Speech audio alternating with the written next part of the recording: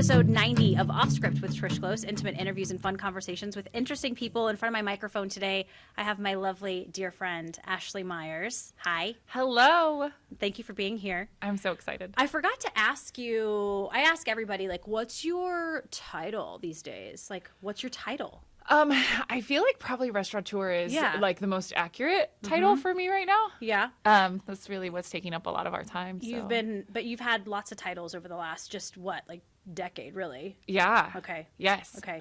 You know, everything from server to manager to consultant to Custodian. Yeah, dishwasher. Mom, of course. Yeah, a lot. So right now I'm kind of leaning on owner, partner, event manager, and consultant are kind of where I'm at right now. So cool. Yeah, it's pretty crazy. We're going to talk about that because you and your husband recently acquired. A lot of people know you and Dustin, your husband, from the Vine and GP. Yes. That's really what kind of brought you guys here. Back, thank you. But in the last just few months, you guys are acquiring a few more places in Grants Pass. We kind of exploded. Yeah. You really did explode. And we're going to talk about that. But I like to start from the beginning. Okay. Where are you from originally? I was born in Oxnard, California. Okay. My parents, who are Oregon natives, were living in Port Hueneme. My dad was in the Navy. He was where? Port Hueneme. It's spelled really weird, too. It's like Hueneme or something like that. Okay. But just outside of Oxnard, California, in Ventura County, I think. Okay. Ish. So we lived in Southern California until I was 9. But the lore, the family lore, is that we're actually 5th generation Rogue Valley natives. No way. My parents met cruising the Strip in Medford when they were 16. Like, this is Stop just it. home for us. Cruising the Strip. I think my dad said he used to keep like beer in the trunk of whatever car he was driving at that time, and like that's how he picked up my mom. Okay, so trick question, do you know what kind of car your dad had at that time? No, I'm not that into cars. I know my mom and my dad met over vehicles. Oh, really? Yeah, my mom was like, look at that Jag. Like my dad had a Jag. Yeah. And my mom had a MG, I believe. Ooh, I hope I didn't get that wrong. But they were both like, ooh, nice car. And that's how they met. So I just always, I'm wondering. And I do like old classic cars. Yeah. So they met literally cruising. That's the story. Okay. Yeah. It's a good story. At 16? It's a good story. Yeah. They started dating when they were 16 years old, and they've been together ever since. That's insane. That's pretty cool. They still like each other? Most days, I think. Yeah. Good. I would say so. That's awesome. And they live across the street from us, so we get probably a closer view than most people. That's we live amazing. across the street from them. Right. So you guys moved back here then when you were younger? Yeah. So at 9, we came back from California. That was sort of right before the riots down there started really kicking up. And my parents said they could kind of feel some of that energy. And so they were actually on their way to go. I think my dad had a job lined up in Eugene, and they stopped in Grants Pass to visit family and just kind of got stuck. Picked up another job here and then never left. Okay. As far as living situations go. So Who's here on the family side? Is it your dad's side of the family? It's both, actually. Okay. Both my mom's side of the family and dad's side of the family were here for most of my childhood. Everyone's kind of dispersed since then, but... So you had grandparents? Grandparents. I knew my great-grandparents, actually, too. We were a fairly young family, generationally, have kids in our 20s. So, I mean, I knew my great-grandparents until I was an adult. My kids are getting to know their great-grandparents also, so that's pretty fun. I cannot put a definition on how special that is. So incredible. And we really foster our kids' relationships with their great-grandparents because we know how much it means to us. You know, it's just been huge. So. I knew my great-grandmother on my dad's side. I knew my great-grandparents on my mom's side. And my great-grandmother, I think, passed away when I was maybe in my 20s. And then I had my grandparents, all 4 of them, for a really long time.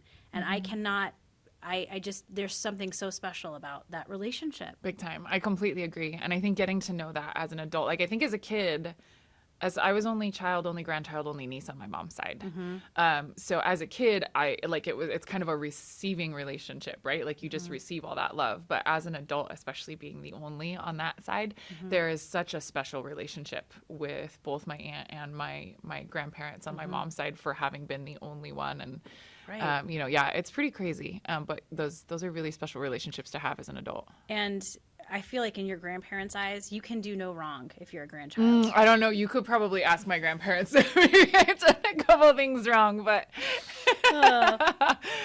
but they love me anyway. Right. I think that's just That's it. It's just I don't know. That's a very special relationship to me. And as you know, we've talked a lot about grandparents, and it's just I don't know. I just love the fact that there are children these days who are growing up with grandparents and great grandparents. Yes. Yeah. Oh, that's just so amazing. Yeah, it's cool. So you guys got stuck-ish. I don't want to say stuck, but Right. No, I mean, I think my parents probably at the time, as young as they were, they had me when they were 22. So Okay. they were not quite in their 30s or right around like just entered into their 30s when we came back. So I think this is one of those valleys where you try to get out of when you're really young, but then you kind of gravitate back when the pull of family, especially with your kids, comes into play. So we lived here. I mean, like I said, they never left. They've lived here ever since then. And I didn't leave until after high school. okay. So So you went to Grants Pass High School? I did. Yep. Graduated the year they finished the new buildings. Oh. Loved it. Really? I mean, looking back, I loved it. I think maybe I was angsty just like everybody else. But Sure, for sure. What did Dad do here? my dad's done everything. Yeah. Everything from car and motorhome sales to mortgages. In fact, coming back this last time with Dustin, a lot of my initial relationships were, oh, you're Mike Smith's daughter. Nice. Was it like, if that anybody listening to that is like gonna ping, oh, that's, yeah, if they know him. But he has kind of been around the valley a lot, doing a lot of different things. My mom has always been in accounting. Okay. So she's now a Well, CPE. Grants Pass, I mean, it's still fairly small-ish, but Definitely. But I mean, it's a small town where you kind of know everybody. It's Totally. totally community. It absolutely is. And in coming back this time, I've been so pleased to re-engage with some of the relationships that I actually had from high school, with people who did a similar thing, went away to college. I went to Oregon State and then did some stuff and had fun and then came home to raise their kids in this community, which is really, really cool. Okay, so you go to Grants Pass High School. You graduate, I'm assuming, because you go to Oregon State. Oregon State, yep. Wrong pipe? Yep. Okay, it happens. Can't talk and drink water at the same time. No, it happens to the best of us. So what did you major in? I majored in speech communication and psychology. Okay, what did you want to do with that? I had no idea. I initially went into college thinking I wanted to be an early childhood teacher, early childhood development teacher. And I got I think a lot of people do in college, I got a couple terms in and I was like, oh, this kind of sucks. I spent a year at RCC and that year was really fun. So post high school, pre going out into the real world and still living at home, that was amazing. Yeah. And then going to OSU, I just met some really kindred spirits in speech comm. I don't think I knew what I wanted to do with it. I think by the end, I wanted to go into speech language pathology. Was thinking about going back for my master's, but then I met my now husband, and that kind of went out the window. You and Dustin met at OSU. We did, yeah, in our final year of school. Really? Yep. How'd you meet? I found him at the bars. I mean, that's... Yeah. The first time I ever saw him, he was a server at one of my favorite restaurants. He's been in the restaurant business since he was 15, and I didn't get it until after college. But he was our server when I was on a date with another guy. Nice. And I remember looking at him and being like, "Oh my gosh, that's the hottest guy I've ever seen." And then I basically chased him around the bars for a few months where I could find him, and I definitely pursued him. When did you lasso him finally? I think probably the time when we were in Corvallis, everybody goes to the same bars every night, it's 90s night at whatever place.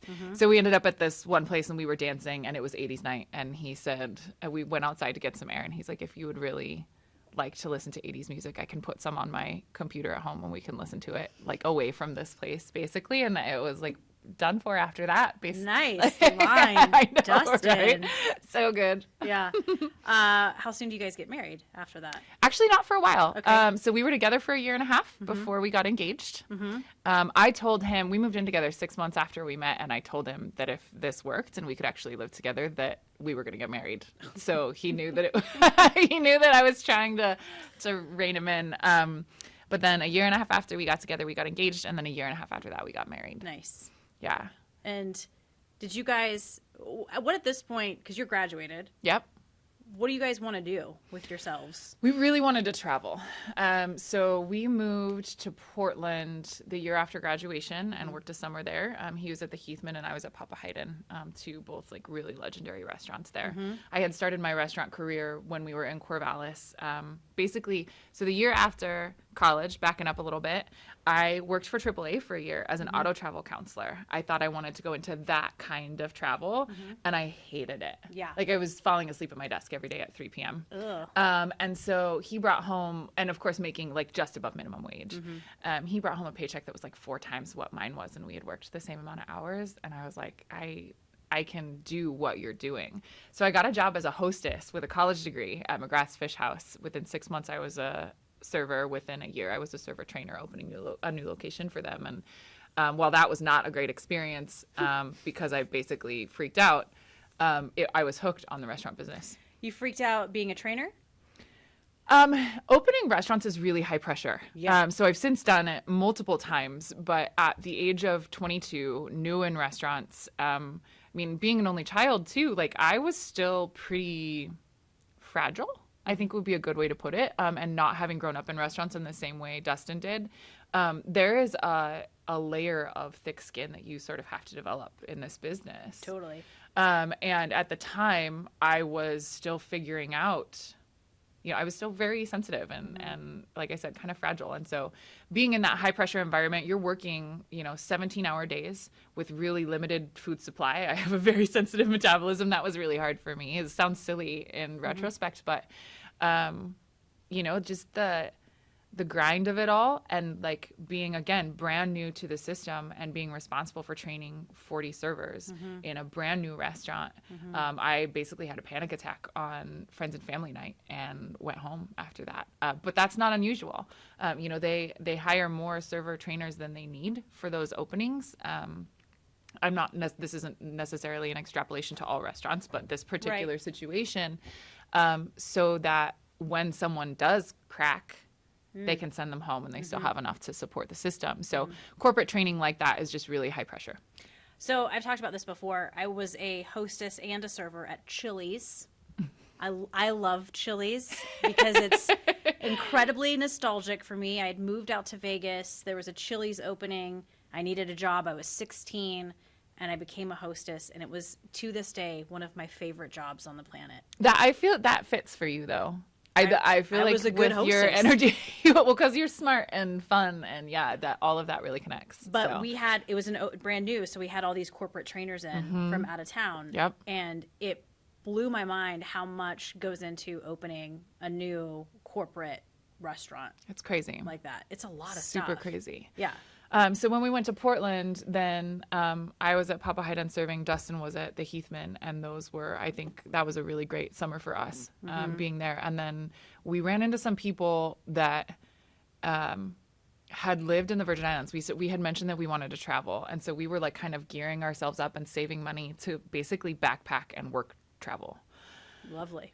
Sounds great. So sounds great. Yeah, it does sound great. Again, kind of, it's just an interesting thing, right? So we were getting ready to get married. We had a destination wedding in Mexico. It was incredible.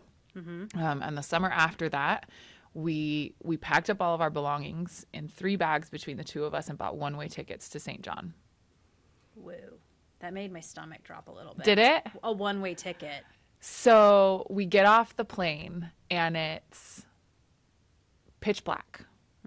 We didn't have anything outside as far as living situation. We didn't have anything planned after the 7 days we had reserved at this campground and like yurts, essentially, for lack of a better term. So we get off the airplane after essentially 24 hours of travel and it's pitch black. We grab one of those open air cabs And we had them take us to a store, and we picked up a few supplies. I think like beer and water was basically all we took out there. Genius. Because we're 25. Right. Whatever. What else do you need? Exactly. And we get on this open air taxi, and we start driving through what sounds like Jurassic Park. I don't know if you've ever been in the jungle in the middle of the night. No. So St. John was made a national park, I want to say by Bill Clinton. Okay. Back in the day. Thanks. And so it's super wild, basically, except in like a couple of really small places. Only about 3,000 people lived on the island at the time when we were there. And the lizards and all the other bugs and little creatures make really loud noises. Right. So we're driving through, and I was like, I felt like I was in a movie. It was insane.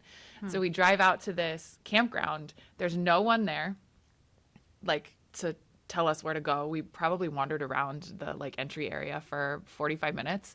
It was right at the end of hurricane season, which in the islands is like a hotbed for mosquitoes. And I am a mosquito magnet. So by the time we made our way to our tent in the pitch black, because we didn't have, I think we might have dug out a headlamp. But we didn't have a flashlight. We didn't have any food. We had water and beer, and that was it.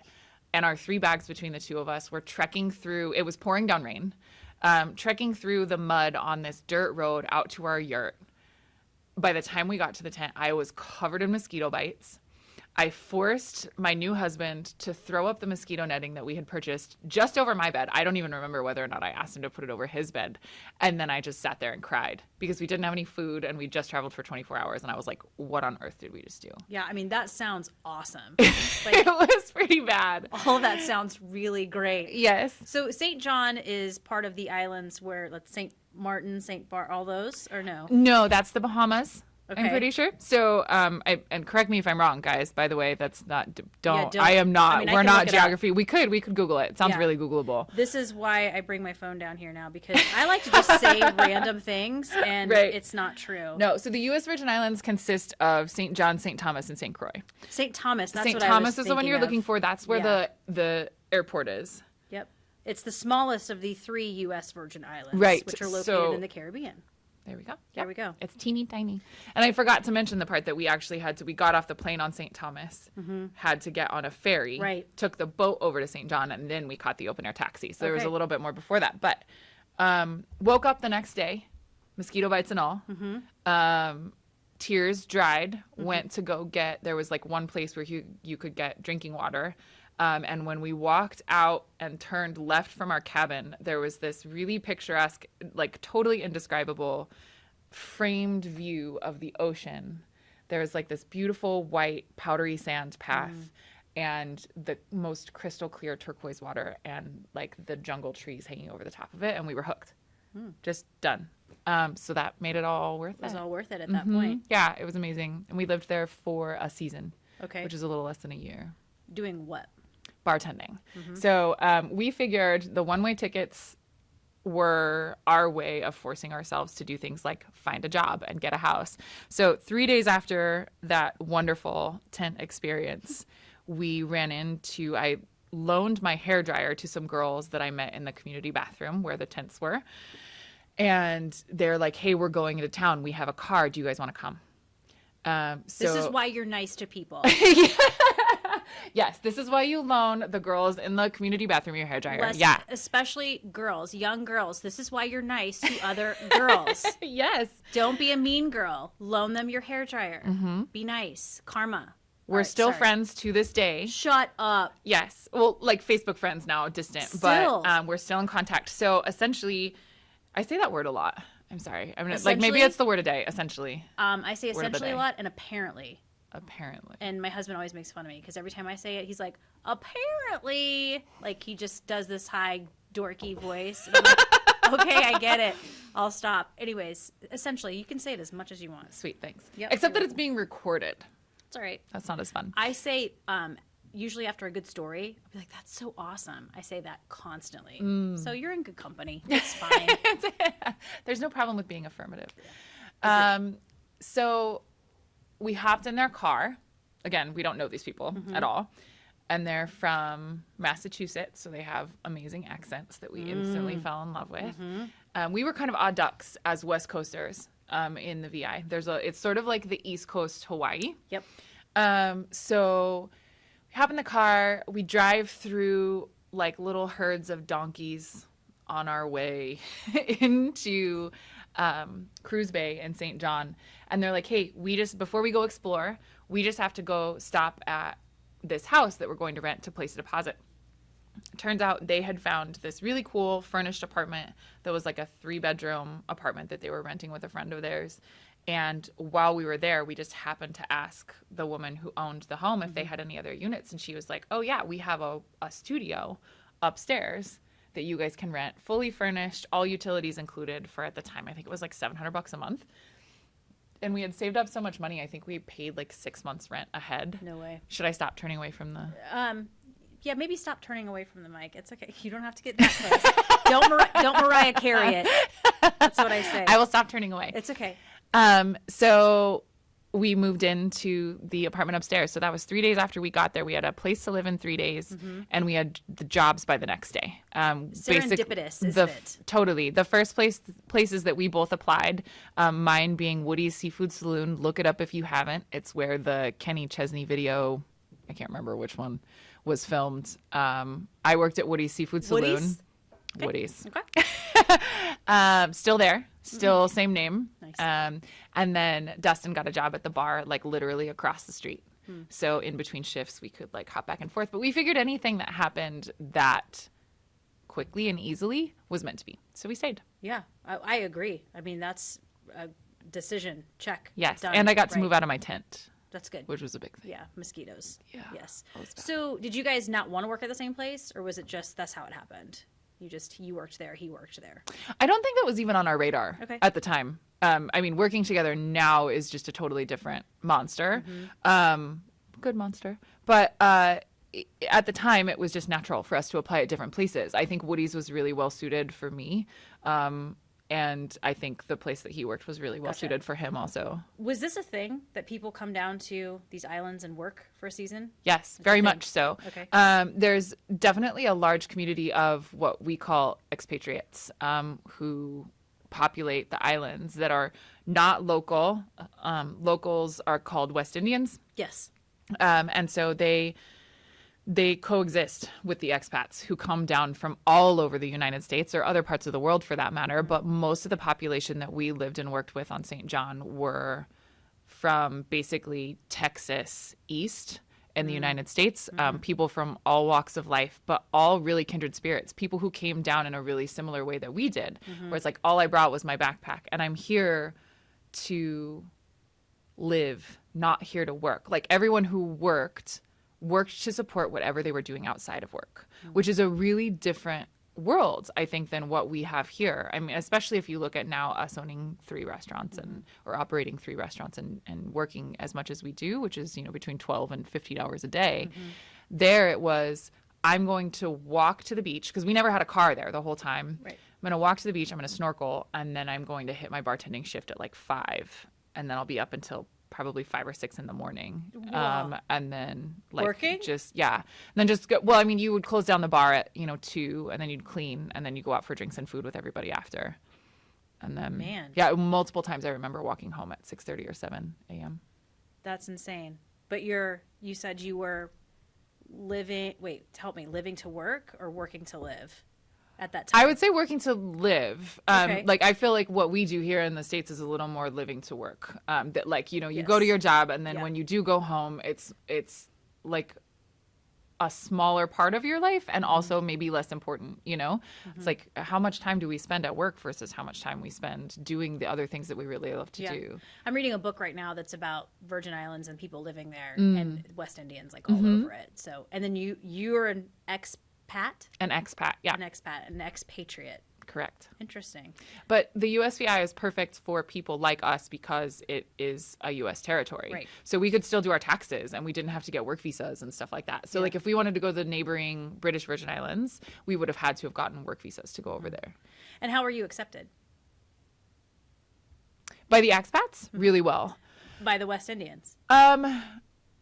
This is, I think, maybe a little controversial to talk about, but the West Indian men were excessively friendly and West Indian women essentially pretended like we weren't there. Excessively friendly in a bad way? Sometimes I think it all depends on how you, again, sort of that, remember that I was maybe a little more delicate than I am now. Looking back, if I was then who I am now, it would have been less challenging. But what it really was a completely different culture with totally different social norms. For sure. So the way that they interacted, the West Indian men interacted with women, was just totally different than what I was used to. So I was married, but I was working a job where you kind of pretend to be single, or, you know, that like bartending thing where you're like available but not available at the same time. If you want that money. Exactly. Yes. Yeah. And the same goes for Dustin. Well, exactly. There are pictures of body shots all over the place. You know, it was that kind of life down there. Sounds fantastic. I was pretty incredible. Body shots on you or Dustin, or both? Just people. Oh, people doing body shots. People doing body shots. And as bartenders in that environment, we were expected to be part of the party. Yeah. Like in Oregon, you can't serve alcohol and also be intoxicated. In a place like the Virgin Islands, you're expected to be intoxicated well. You're expected to drink and work. Yeah, it feels a little bit like I'm lifting a veil, but that really is what it's like down there. I mean, that's the truth, right? And it's part of the vacation, right? These people come down to have a good time. And so you are throwing a party and giving them, you know, the time of their lives. It is really memorable and a really incredibly fun experience. As a worker there, that's part of what you do. I will tell you this. No one, in my opinion, in a restaurant, no one is more intriguing to me than the bartender or the sommelier, for instance. Can I ask why? Because I think with the bartender, it's like they have a secret. Why? They have the key to all of these wonderful things behind them. And they're literally right in front of you making your cocktail and your wine, especially if you're sitting at the bar, which I love, sitting at a cool bar and watching someone make my drink. I think it's a really great bartender can create an experience like what you're talking about. Like, it's pretty apparent that you've encountered some great bartenders in your explorations that can take you on a journey with what they have. At the time, you know, in a bar like that, it was all about like blending 7 different liquors together and slinging as many Coors Lights as I could literally open in like an hour. You know, like it was totally different than what I do now, and totally different than what I did in consecutive years. Right. So I just think there's something about, and I think why I say they have a secret is because I'm very curious. I like to say I'm obnoxiously curious. When they're making their drink in front of me, I'm like, what's that? What are you doing with that? And what's that? And why are you mixing it with that? Because I'm curious. And then a really good bartender will make you your drink and put it in front of you. And then they'll do a little something and they'll go, here, taste this. And they teach me something. And that's why I like the bartenders. The same with sommeliers. They teach me something every time I see one do their thing. And I think what you're sensing in that is that people, especially, you know, experienced adult bartenders or sommeliers, these are people who are incredibly passionate about their craft. 100%. And so when you find those really good nuggets, you're experiencing that passion in a way that a lot of other individuals in different types of professions don't get to express. You know, and that's where kind of the live to work, work to live conversation also comes back, right? Because if the only reason that I can work anywhere from 12 to 17 hours a day is because I'm really passionate about hospitality, really passionate about why this needs to exist in our world. And it's about creating those connections, not necessarily always teaching people things, but providing experiences that they're not going to get anywhere else. Yeah, that's a connection. Right. And some of the bartenders who have taught me some incredible things and have shared things with me, I remember them. I know what they look like. I know the bar that I was in. I know the drink I had, because it was an experience. Yes. At Woody's, though, this is about, I mean, this is a vacation spot for people. Yeah. So it's, like you said, it's a party. They're there to have fun. They're not really there to be like, why are you, mixing this? They don't really care. Aged rum with, No. They don't care about that part. They care that, like, what's your story? Why are you here? Like, and a lot of the people that visited wanted so much to do what we had done, to sell everything, to disappear, to go and live this lifestyle. So you kind of get conditioned, and that was my first real bartending gig. You get conditioned to tell your story in a different way. But what it also taught me was that it's super easy to just give it all up, walk away, and go do something else. I mean, we fit right in. no one, I mean, our family missed us, but there was nothing that was happening that we missed out of, you know, or missed out on. Do you think that's an experience you can only do in your 20s? No, I actually, you know, I think when you put yourself out in the world as much as we have, you kind of have to discuss your worst case scenario. So what happens if after all of these things that we've done, something doesn't work? You know, when you're out over your skis, what's that risk? And then what's your worst case scenario? What are we going to do if everything falls apart tomorrow? And we often hearken back to that. I would love to, we still to this day envision ourselves owning a sailboat, which was a plan. So when we were in the islands, we kind of caught the sailing bug. I found out I was pregnant actually on a sailboat because I was barfing. But that must be why. It must be why. And so like we caught the sailing bug and decided that we actually wanted to live on a sailboat. I think that we push ourselves into a space where we think that we can't get away once we're so enmeshed in the cultures or in our communities where we're like, oh, well, I can't leave my job or I can't leave my family. Well, what if you just decided to do it anyway? You know, why can't you? Why can't you sell all your stuff? Why can't you put it all in storage and take a break? There's really, and I think that's one of the great things about the restaurant business though too, is there's always something new around the corner.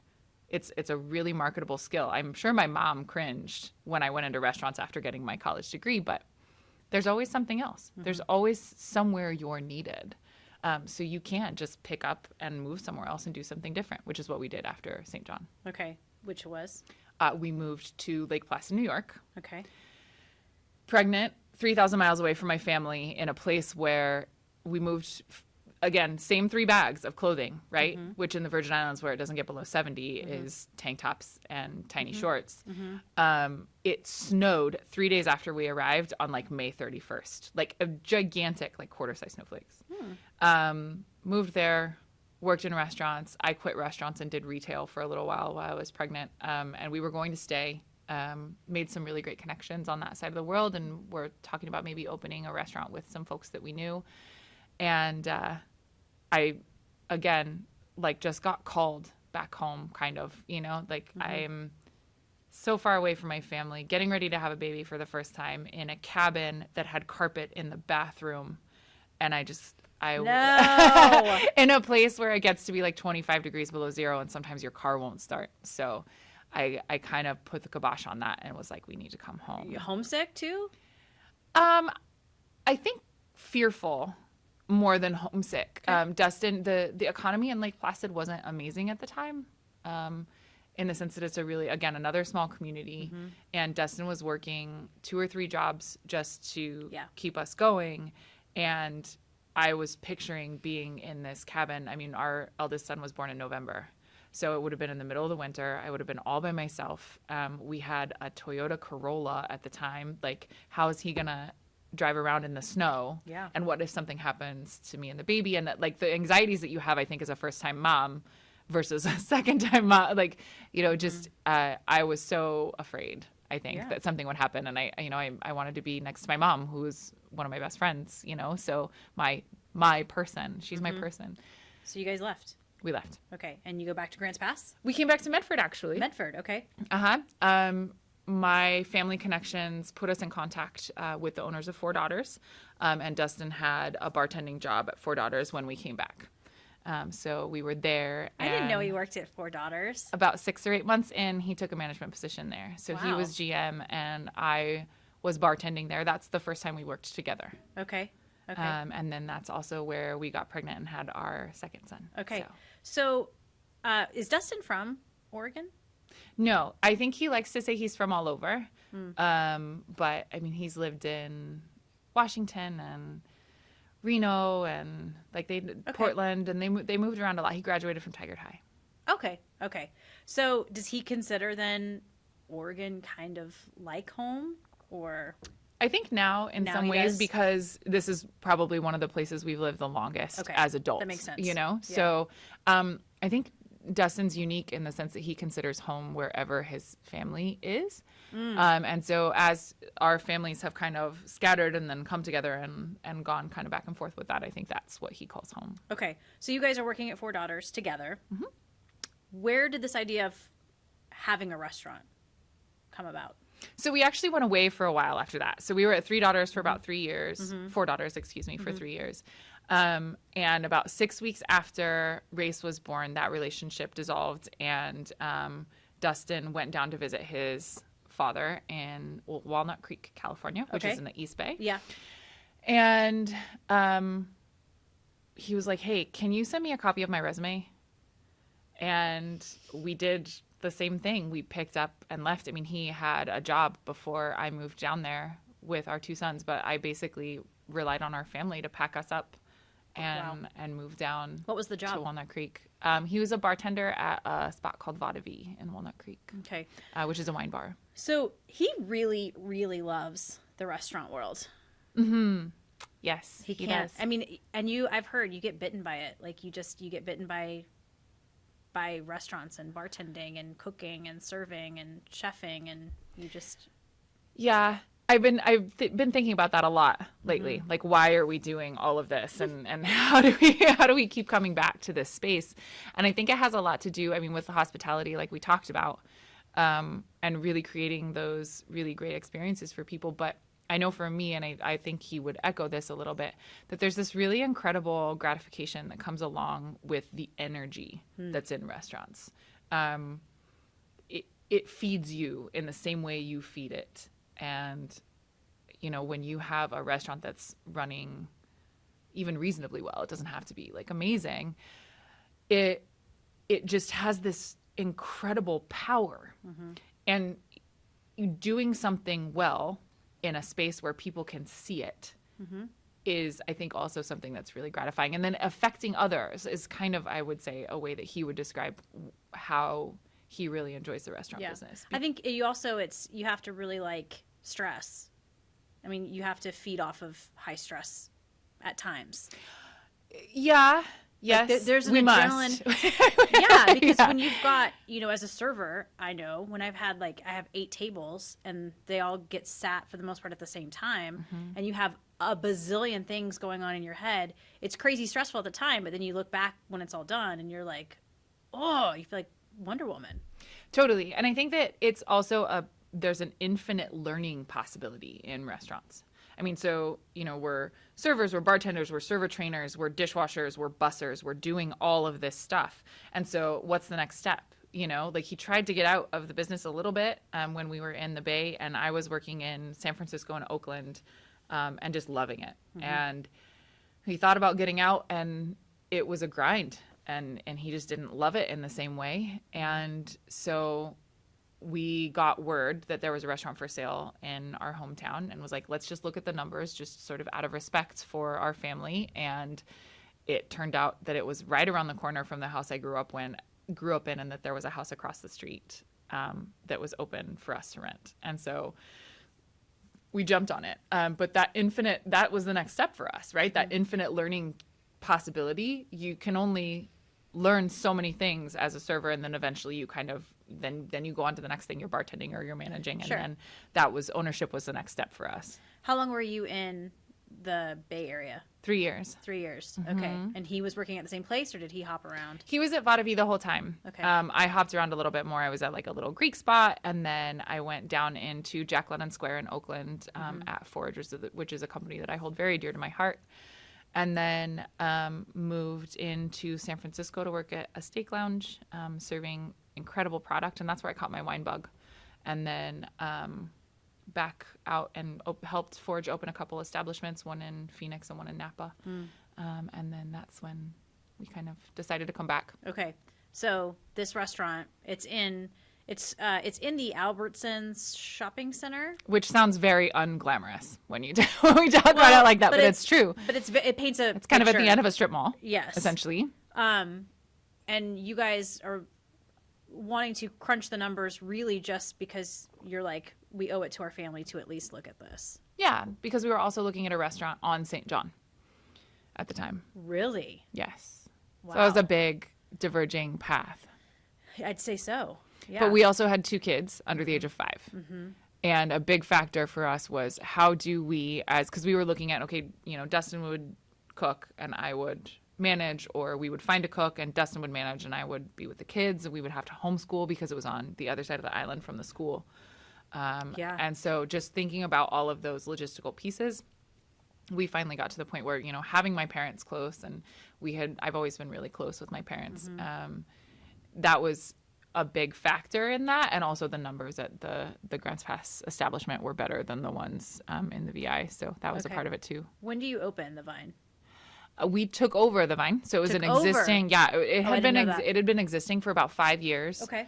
April 1st of 2015 was when we took over the Vine. Did you change a lot of things? Not at first. Mm-hmm. The goal of purchasing an existing restaurant was to sort of ride the wave. We wanted it to be able to do its own thing. And we're not necessarily concept people. We're streamlining people. So we go in and we look at the system and figure out where its strengths and weaknesses are. And this is in hindsight, of course.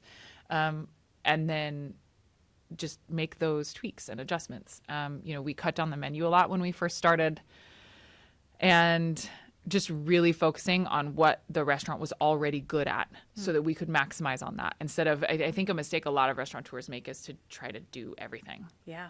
And so for us, it was really about honing in on what works well and providing an exceptional product. What was working really well at the Vine? At that point, they were trying to do like pizzas and burgers and like there was all kinds of like hot wings on the appetizer menu and stuff. It just that typical sort of like really spread out. So we got rid of the pizza oven. Pizzas took like 25 minutes and which is a long time in the restaurant world. Got rid of the pizzas. The pastas were working really well, so we focused on that. We kept the burgers because we found that we could make a pretty exceptional product with that. And then just fresh things, great salads, great pastas, and like really honing in on kind of that home cooked from scratch vibe. For sure. I remember when I first met you guys, I think it was for a West Coast Flavors.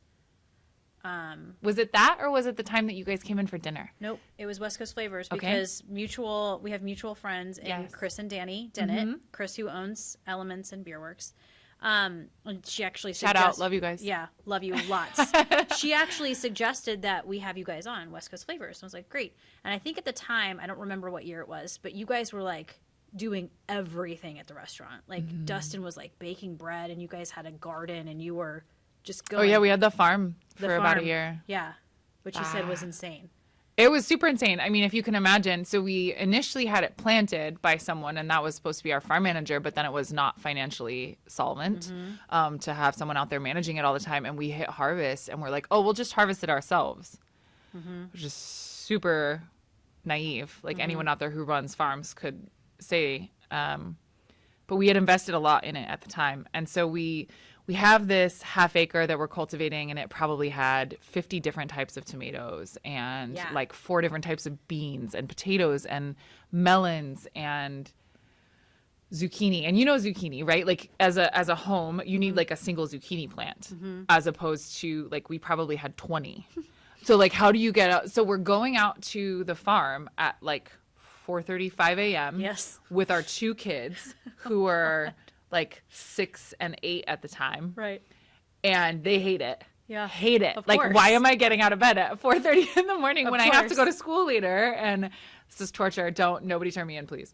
But, it was good hard work for them. But gathering all of this produce. And then another thing you don't think about is how do you process it, right? Yeah. Produce from a farm is dirty. Yeah. So then, like, I have these awesome pictures from that time where we would go out and harvest, and it would fill our entire dry storage. And our problem was just as much that, like, we needed a lot of products to operate. Yeah. We make all of our sauces and spice blends in-house. Like, it's a project. Right. But we didn't have the space to store the vegetables. And then how do you make sure they get processed before they go bad? And so it was like, I mean, we were literally taking, those beautiful heirloom tomatoes that you have on caprese salad? Yes. So we were taking those and turning them into tomato sauce because we had so many that we couldn't put them on capreses fast enough. So it was an incredible learning experience. By And the the last time, thing you don't want them to go bad. So right. So you gotta had to do dip something. do So we like something. froze a lot of sauces and stuff like that. But anyway, I remember at the end of harvest, the beans were going nuts. We had like 3 rows of beans, and in a half acre, a row is big. Is a lot. It's a lot. It's a lot of beans. So we were literally just yanking up the bean plants and just picking off like whatever beans we wanted and throwing them in a bucket and then throwing the bean plants to the side because it was incredible. I love the idea, but it was just a really challenging process for us. And running the restaurant, so it's like 4:30 or 5 o'clock harvest. Then you're taking all the products in and you're processing all day long while you're also trying to prep for the restaurant and run lunch and dinner. We're open from 11 to 9. So I was just gonna say, I mean, it's a second job essentially when you have a farm. Yeah. Yes. And that a farm of that size really needed more than what we were able to give it. So I just remembered, we did West Coast Flavors twice because I want to say the first time we did West Coast Flavors, you were pregnant. Possibly. And then the second time we did West Coast Flavors, you were not. Yeah. And then I remember you telling me about your kids and you were like, yeah, they're 4 and 8. And I'm like, wait, something's not adding up. Yeah. And I just remember looking at you really funny. And I'm like, wait, aren't your kid? And this comes back to being obnoxiously curious. Right. And you said, oh, I was a surrogate. Yeah. How did that happen? So when we were in college, we had these very dear friends. They were a gay couple. And one day, we used to love to go to the Willamette Valley Vineyards Grape Stomp, which, by the way, we need to do sometime. If you guys haven't done it, it's amazing. I'm in. So we did the Grape Stomp for a couple years in a row with them. And one year at Grape Stomp, they were like, we kind of want to have kids, but we'd have to get a surrogate. And the idea had never occurred to me at the time. And I was like, I would totally do that. Ronan was like 6 months old. I had an amazing pregnancy. I was a natural born pregnant woman. I loved it. I never feel more feminine than when I'm pregnant. And I kind of fell in love with the idea and I entertained it for a little while. And then our friendship, they moved and we just didn't spend as much time together. And so that never came to fruition, but it always was kind of in the back of my mind. And then when we moved back to Grants Pass and we had this level of stability in our lives and we had the restaurant and my role at the restaurant has always been front of house focused. So we have a lot of flexibility and I wasn't relying on an employer to worry about whether or not I was going to be pregnant and stuff. So I started revisiting the idea and I applied to one agency and it wasn't a good fit. There's just the application process. It's weird how life happens. Like that just wasn't the place I needed to go. And then I applied to Northwest Surrogacy Center and I went all the way through the process and ended up being matched with this incredible couple. And for their own privacy, I don't want to talk too much about them, but they are foreign, also a gay couple, and they're like brothers to me now. But I basically just went to the agency and I was like, I want to have a baby for someone. And they ask you all of these insane questions and you go through 1 million blood tests and psychological evaluations. Yeah. You can't be cray-cray. You cannot. Or have substance abuse issues, which, I mean, obviously they overlooked that one for me. But they... even your partner has to go through a psychological evaluation. Like they really dig into Dustin your did? world. Oh, absolutely. Okay. Yeah. To make sure your motivations are not primarily financial, to make sure that your family's involved, to make, so there's a lot that goes along with that. And the company that I worked with was really great about choosing their people. And so then you go into this process and you've given them all of your information. You say, these are the type of people that I want to be a surrogate for. I was open to a lot. I was open to international couples. I was open to having twins. I was open, I just wanted to give someone a baby. And I ended up getting matched with this incredible couple. Like they sent me the profile and I was like, they're not real. This is a joke. And we had a Skype meeting. And so essentially then once you get matched, you have like a meeting and then you have 24 hours to decide whether or not you want to be matched with these people. Of course, we both said yes. And we ended up transferring 2 embryos, one little girl embryo and one little boy embryo. And what was really cool is they do this. Have I told you this part of it? I don't think where they so. do this incredible process. Science is amazing. Where they take sperm from both of the dads in 2 different sets, and there was a different egg donor. There's none of my DNA in this little guy. Because that was my next question. Right. Okay. So I was essentially the incubator. Right. What they call a gestational surrogate. Okay. And so they take their egg donors' eggs and they fertilize. They divide them into 2 piles. Basically, this is like the least scientific explanation of this process. Sounds super scientific to Yes. me. 2 big old piles of 2 eggs. big old piles of eggs. And so they fertilize those 2 sets of eggs with the 2 different dad's sperm, and then they take the embryos that come from that process, the fertilized embryos, and they transfer 1 embryo from each father into the surrogate. Okay. So theoretically, if those 2 embryos were to go full term, they would be related to each other via the egg donor, and one of each of them would be related to each of the 2 surrogate fathers. Crazy. So you could have had twins? I could have had twins. Okay, yes. but you didn't. We didn't. Little boy embryo stuck around. Little girl embryo did not. Okay. The little boy was just meant to be. Well, and I gave birth to 2 boys, so we've just decided that maybe my uterus is hostile towards baby girls. I don't know. I've always been kind of a guy's girl anyway. Oh, that's going to be my favorite line of this podcast. My uterus is hostile to baby girls. Will you put that in the title? I will. I've been thinking about that. Like, where does that go? But this wasn't the same gay couple that you knew in college. This is a foreign couple. I did not meet them until transfer day. who wanted a baby. Yeah. Okay. And so we interact this whole time. Yeah. But yeah. And there's different, correct me if I'm wrong, there's different surrogates where it could be your DNA. yes. Okay. Which is, I think, the way most people think about surrogacy. So like when I say I was a surrogate, people are like, oh my gosh, how could you give up your baby? Well, he wasn't my baby. He was someone else's baby from the beginning, and I entered into this process because I wanted to give someone a baby from the very beginning. Even though wasn't your baby, was there anything after the fact? So I described the sensation of dropping them off at the airport. So of course we developed this really incredible bond, all of us. I mean, both of the dads were in the delivery room with us. There were pictures, like literally as soon as he was birthed, he was on one of the dad's chests, like before they'd even cut the umbilical cord. Like it was an incredible process, and they got to know my family. They lived with us for almost a month before he was born. So we had created this bond all together. It wasn't even really just about he and I. I feel very fortunate also because due to passport regulations, they had to be in the country for 3 weeks after he was born. Oh. So we had a lot of time to bond, and they would bring him over all the time for me to feed him. And, we just really connected. So I got to spend some time with him, which was great. And I think that that's something that if they had just disappeared, I would have really missed. When I dropped them off at the airport, I had this really strange sensation of being like a mama cat that had accidentally left one of her baby cats in the forest. Even though logically I knew that he was going to be very well cared for, if not better, because he's the only child of 2 parents that have basically invested their life savings in creating this life. It wasn't so much a sadness for me as it was like, you know, when you like forget your purse somewhere or like you can't find your phone.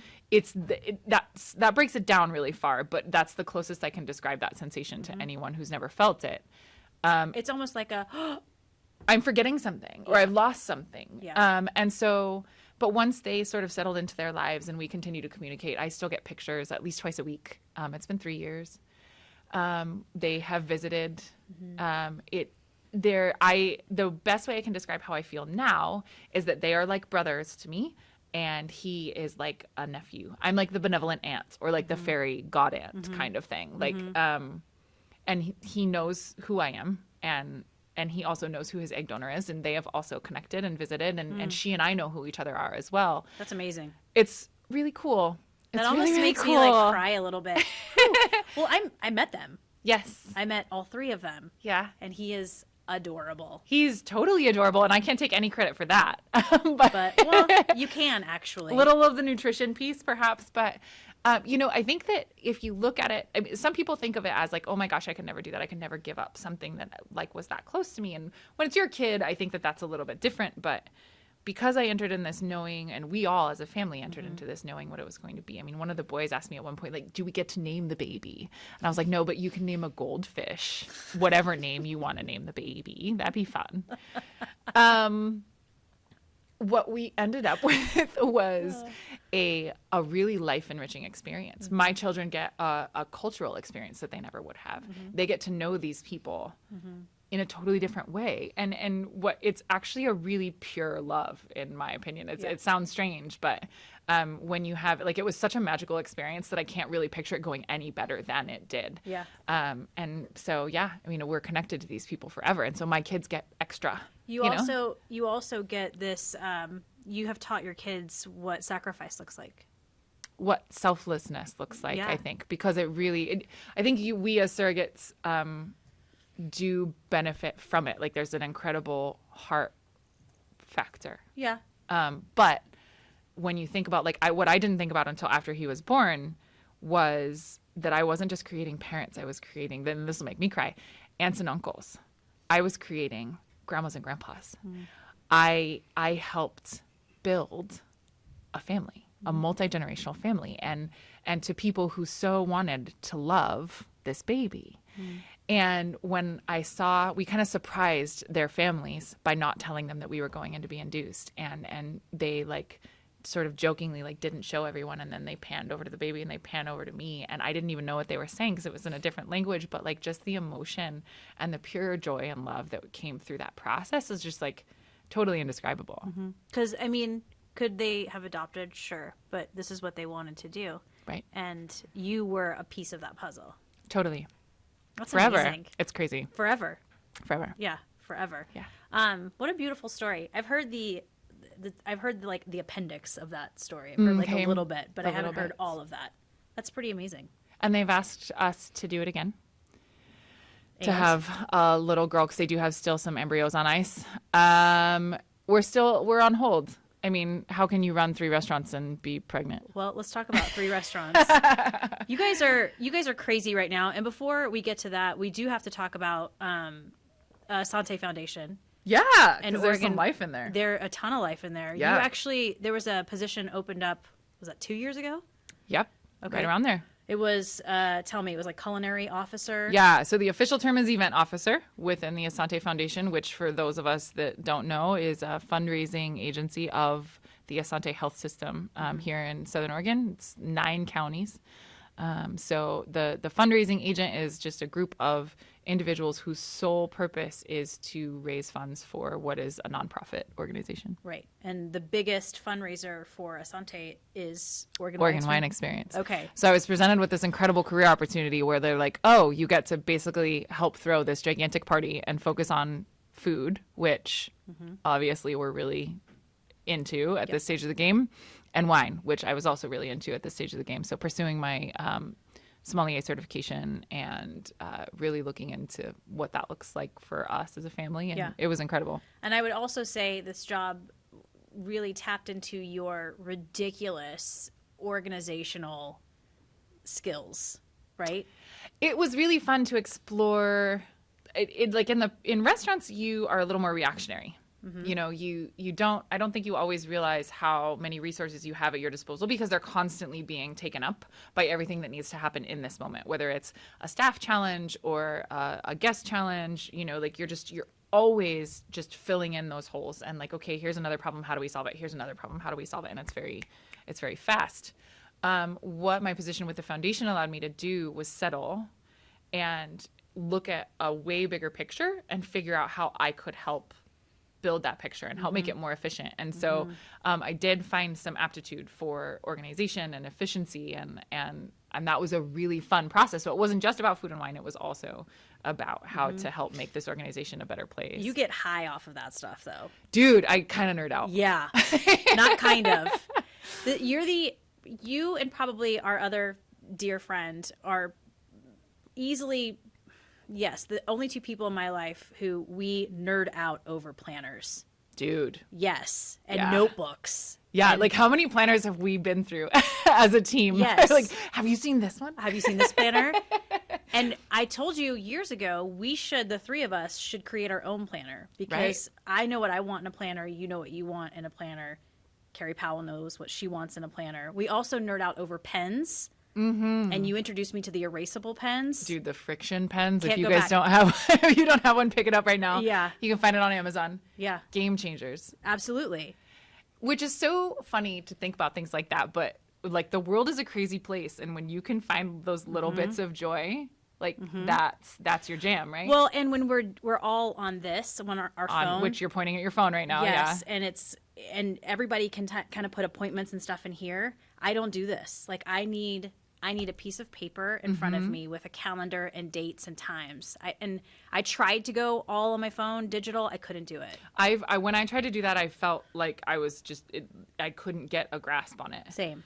I think that's a thing for us, though, as a generation. Like, it's sort of, we're in that transitional phase where we have to learn how to manage both pieces. And that was another really great piece that I learned at the foundation, too, is because it's a little more digital, but there's still that analog portion, and just really digging into how we as organizations manage that crossover. And I think those are great skills to learn, but I kind of lost where I was thinking when you brought up your phone, I was thinking about how much that connects to also that hospitality piece that we were talking about. And that's, I think, what Oregon Wine Experience kind of is too. Like, how do we pull out of that and really just be together? I think that's what I think part of why I'm addicted to hospitality is because of that need to connect in a totally different way. But even you see in big events and big festivals, they want you to connect. They want you essentially, there's that word again, on your phone, taking a picture, putting it on Instagram, and then tagging OWE. I think there's a part of that, but I hope that we as a culture don't ever lose that ability to be in the moment.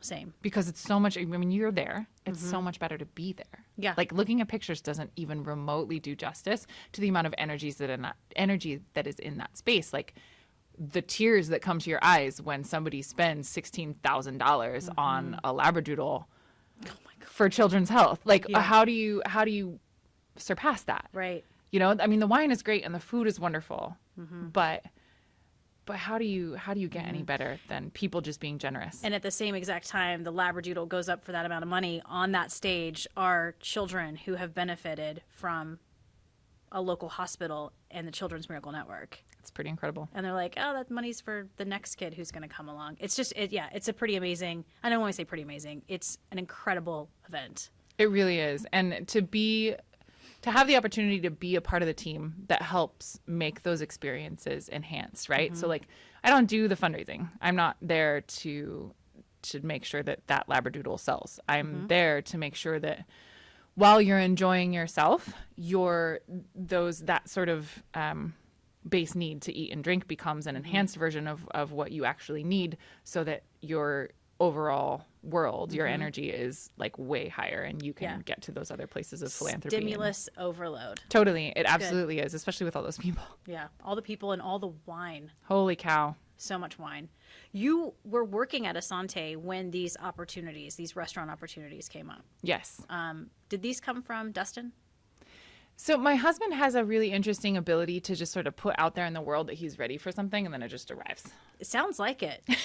So he had always wanted more than one establishment. And when we organized the Vine, we made choices, like, when we purchased our point of sale system, like one that would handle multiple locations. Okay. So when we basically had two opportunities that I said basically instead of essentially. Good. Nice work. That also essentially also needs to be in the title, I think. So the two opportunities came up at the same time. So we pursued both, not knowing whether either of them would pan out. And when both of them did, it was sort of this overwhelming, like, oh, crap. Like, now I have to make a decision. Now what do I do? Now what do I do? And I think that, I mean, when you get married, he and I have been together for 15 years now. You choose your person. So I loved my job at the foundation. I loved my space within OWE, and there was incredible possibility there. But when your person is like, I don't know that I could do this without you, and not in a coercive way in any way. I was ready, but it's just a totally different world. So he and I are back in it together, and we thought that maybe we would be able to spend more time together. But with 3 locations, one of us is usually not where the other is. Well, and you really did come at a crossroads. I mean, this was more than difficult, the decision. It was hugely difficult. Yeah. Yeah. Totally. And I think a lot of people find themselves in that decision. But then as soon as you made it and you went for it, it was like, whew. It was great. And then the other thing that I found is that, so I'm now contracted with the foundation to still help with Oregon Wine Experience this year. And they've they've filled my position with a really incredible individual who I think may even be better at this than I was in some ways, you know? And so what we have is this really cool process where I get to help train him and give him everything that we've helped develop over the past year and a half. And then also be there to help augment the whole system. And that's a really cool opportunity. Yeah. So I get to be with my people, be with my person, and build this incredible dream that we've always had together, but then also help this organization that I've come to love so dearly in a totally different way. And sometimes when you close a door and you're like, maybe I'm not the right person for this position when I left the foundation, I think that some really beautiful things have come out of it, even though it was a little painful. Yeah. Gosh, isn't that a metaphor for life? Yeah. I mean, it is. I mean, that's, that's life right there. Totally. You guys still have the Vine, We do. but you also have 2 other places right now. We do. A lot of work happening right now. A lot of work, Yeah. but fun work. Yeah. So It's enjoyable. there's another Vine, right? We're calling it the Vine on Par, Okay. which is the restaurant and event space within the Grants Pass Golf Club out in Grants Pass on your way Nice. out of town. And that's a location, well, and correct me if I'm wrong, but there's going to be some good events at this location. I think it's going to be really fun. Yeah. It's a really incredible space with, panoramic windows, and it's been sort of forgotten by the community, but we're really excited to be there and really engage and help take it to the next level. Okay. So for businesses out there who were like, where can we go and have this event? You're like, Yep. hello, 130 person capacity in that space, 130. Okay. plus outdoor space. So that's just what we can host indoors. Okay. And Dustin's still cooking? Not anymore. He's not? Only when he has to. Okay. He was always a front of house guy. Yeah. The back of house came as out of necessity. He just happened to be really good at it. So good at it. He's so good He at is it. pretty great at it. He made, I don't know if it's still on the menu, the shrimp with the angel hair Oh, and the yeah. capers. That one's going to be around forever. forever. It's called the lemon basil shrimp. I make it all the time at home. Come order it. It's amazing. It's right? so good. Yeah, it's I so don't good. make it as good as he So does. we have it on a pizza now at the 3rd location we're managing. It's called the Scampi Pizza at Climate City Brewing Company. It has the shrimp and the capers and the olive oil and the So how basil. did Climate City come about? Essentially, like the same way everything in Dustin's life does, he just put it out there, and it ended up working really well. We're sort of kindred spirits with the original 4 partners of the establishment that are still there. Climate City's been open for 5 years, and they've just had a run of it. They've had some rough challenges with management in that space. So us coming along is great for them at this time, and it worked well for us because we were ready for another adventure also. And it happened in the same way that finding a house in 3 days and a job in 4 happened in the Virgin Islands. It's like you just keep following the green lights, and then eventually you arrive at a place that you never expected. Just meant to be. Yeah, Just and we meant to weren't be. even seeking it out necessarily. It Right. just sort of happened. It seems like you guys, you have the Vine. That's working great. It's fantastic. But it seems like there's these 2 spots in Grants Pass that were needing a boost, and you guys are bringing them back to life. Is that fair to say?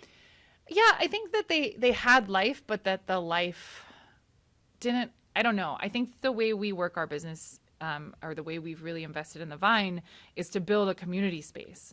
It's not just about the fact that there's food or the fact that there's wine or cocktails or that you have a great bartender. It's about the fact that it's basically our second living room. When you come into our space, you feel the warmth and the love that goes into everything that we do.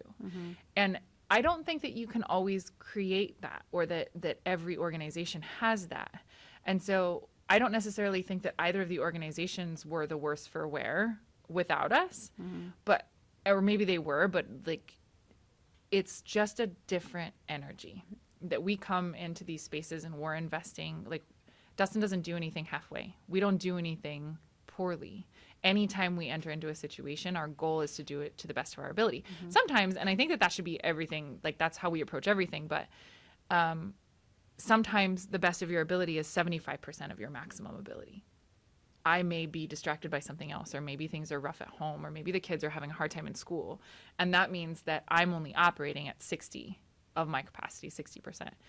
But we're still doing our best. I'm still giving the best that I can into that space. And I will come back to 100% in that space at certain times. But just managing our focus and really digging into making sure that all of those spaces are infused with the love and passion that we have for that hospitality piece that we talked about is kind of where we're at right now. So good.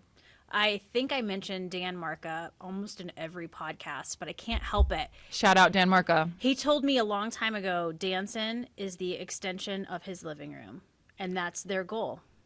And I think that when you have that much love for your guests, like, because you don't invite anybody into your living room that you don't care about, right? Yeah. I don't like people. Just kidding. That's not true. You know that's not true. I love people. But if you really have to have a passion for what you're doing, to say, come in, sit down, I'm going to bring you some wine and food and you're going to have a great time. Because there's a lot of abuse that goes with it too. Mm-hmm. A ton.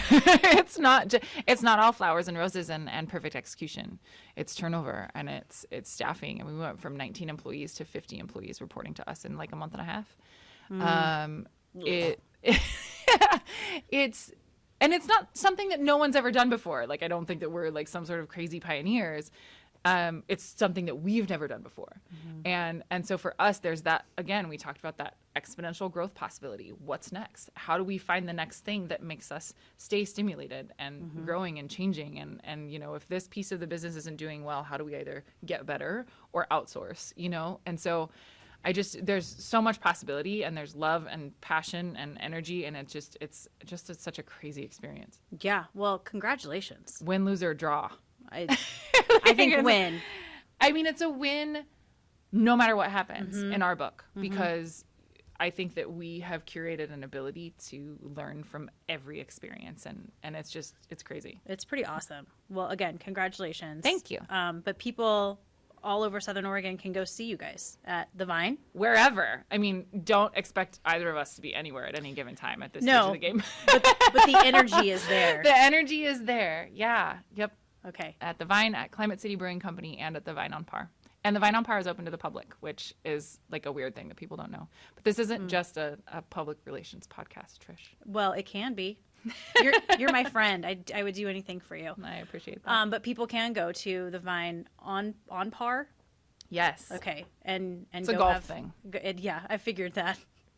I was just gonna say, I was gonna give you the definition of par, but I'm not now because I'm not confident in my answer. What would you say? I'm curious. Well, there's Milt is here, so he's doing the weather right now, so maybe he can help me. But each hole has a par. So like if like hole 1 is a par 3, you have to get the ball in the hole in 3 swings. That's the goal.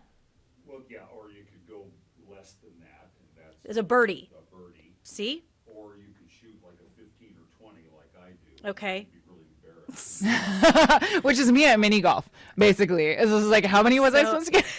Milt Radford making a guest appearance on your podcast. Thank you, sir. That's never happened before. A guest appearance? Well, I think people see this. We're actually in the studio, and Milt and our new meteorologist are here working while we're just chatting and shooting the bull about restaurants and being a surrogate. Which is probably a little weird, especially when you have 2 people who are friends. So there really aren't any restrictions. Okay, we are going to wrap up. Okay. And I'm going to get to the final 3. Oh, man. I prepped you on these. You did. Okay. You did. I'm ready. Well, I forget sometimes. Best advice you've ever been given. So we actually talked about this, and I've been thinking about it. That's right. Yeah, we talked about it over lunch. Yeah. But I thought about it, like, is this really the best advice I've ever been given? And I decided it is. Like, it's stuck with me for all this time.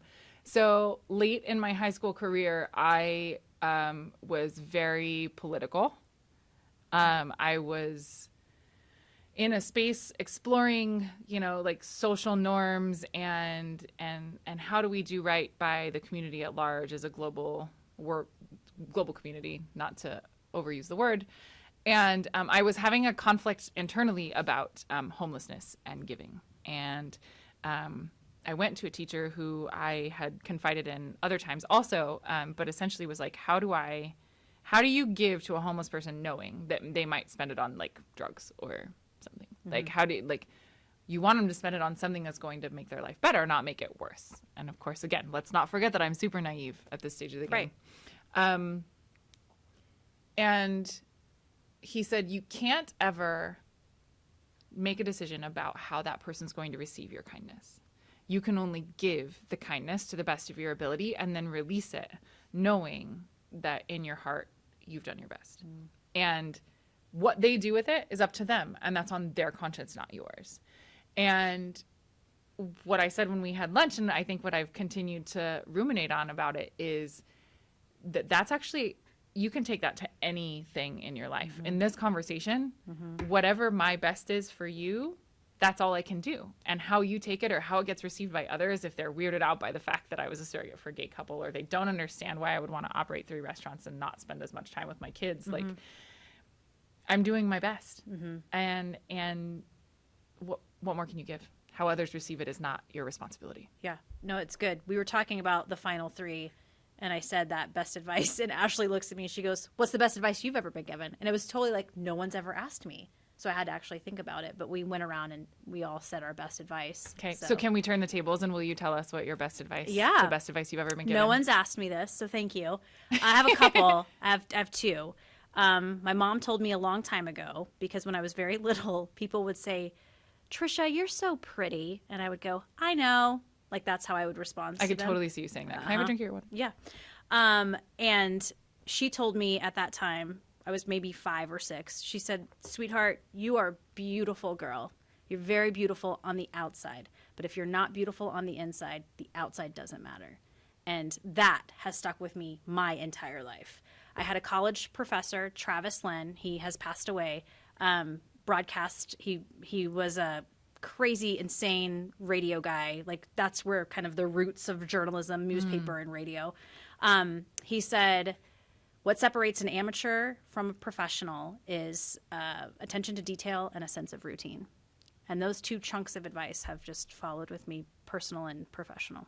And I can say, as your friend, that I feel like that does a lot to embody, like, who you are. Like, if I had to try to describe you, it would very much be that, like, don't underestimate her, because she's beautiful, both on the inside and the outside, and she will you up if you're not careful. Are we allowed to curse on here?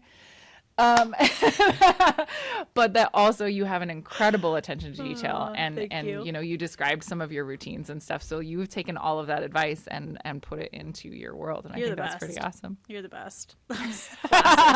Okay, back to you. If you ever left this place, which you have, what would you miss about it? What would bring you back here? Definitely family. I think if my family were in a different place, it would be different. But I also was thinking about the scenery. Like, just, it's good that today I had the drive from Grants Pass to Medford, because that space is incredible. It's like, so pretty. I think because we live here, we get so desensitized by it, but we've had so many visitors over the years that everyone's like, holy cow. Yeah, like, especially if you make that drive in the morning when the sun is coming through the fog, and there's a ton of mountains, and I don't know how to describe it, but it is this incredibly picturesque space, and I think that I would probably miss the mountains. Grants Pass is nestled in this really cute little valley where everywhere you look, you have these incredible mountain vistas. It kind of is like a smaller version of what I envision, like, Sweden to be. Yeah, you know. I feel you. I mean, that's why we're still here. I miss the mountains when I'm not around them. Same. Final meal, final drink. This was a really hard one. I know. Being in the food and beverage industry. But I decided that instead of, like, just one plate, I would want a grazing table full of, like, organic fruits and vegetables that were just, like, really perfectly grown and perfectly ripe, like raspberries and blackberries and raw asparagus, and then, like, some grilled vegetables, and then maybe some meats and cheeses, but, like, a million things that maybe I had never seen before, so that I could experience a bunch of different stuff before. And I've had lunch with you, and that's how you eat. Well, good. Then I'm living the dream. It's literally like, we'll take that and that. Oh, let's do that and that too. Yeah, totally. And I would want a bunch of people with me so that we could all share in the experiences together and talk about it. Is that available in this last meal? Okay. So it would have, like, everyone I loved there too.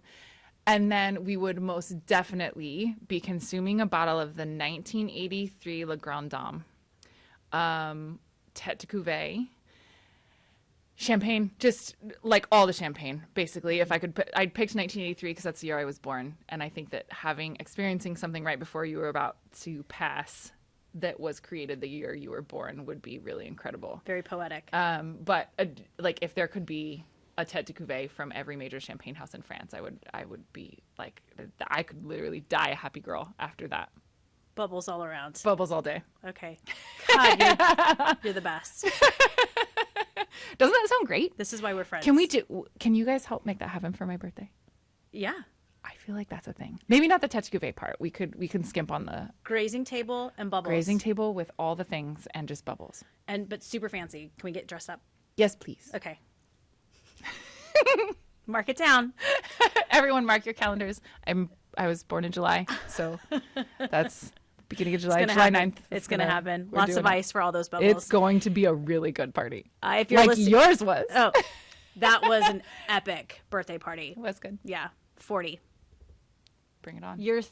I'll be 37 this year. 37. Okay. I think we're going to make this happen. I'll call some people. I'll call my people. I think we know some people. Yeah, we do know some make people. it happen. We do know some people. Could you call Dr. Eisenberg? Yes. I feel like he might be able to rock that out. Yeah, and you know he loves bubbles. I just reached out this week. Bubbles and caviar, actually. That was his last meal. Was Bubbles caviar. and caviar. Mm-hmm, because he says it's so ridiculously indulgent and it's so stupid that it's the best final meal. So stupid. Did he actually use the word yeah, stupid? I think that's good. Or maybe I did. I don't know. I love it. I'll have to go listen to it back. That's Ashley Myers, thank you so much. If you are listening to this podcast on Apple's podcast app and you like it, please subscribe, rate, and review. It helps other people find us. We're also on Google Play, Stitcher, SoundCloud. The video versions can be found at ktvl.com and YouTube. One more time, Ashley Myers. Go see all their hard work at The Vine on Par, and Climate City Brewing Company. Thanks so much for having me. It was a blast. You're the best, girl.